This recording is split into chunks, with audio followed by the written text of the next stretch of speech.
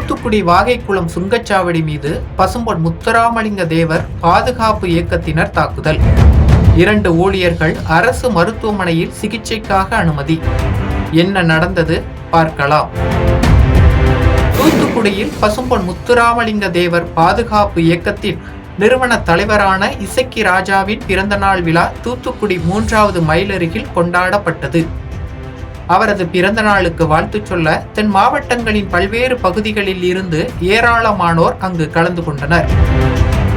பின்னர் நிகழ்ச்சி முடிந்து அனைவரும் சொந்த ஊருக்கு செல்லும் போது தூத்துக்குடி வாகைக்குளம் சுங்கச்சாவடியில் அவர்கள் சென்ற வாகனத்தை டோல்கேட் ஊழியர்கள் நிறுத்தி சுங்கச்சாவடி கட்டணம் கேட்டுள்ளனர்.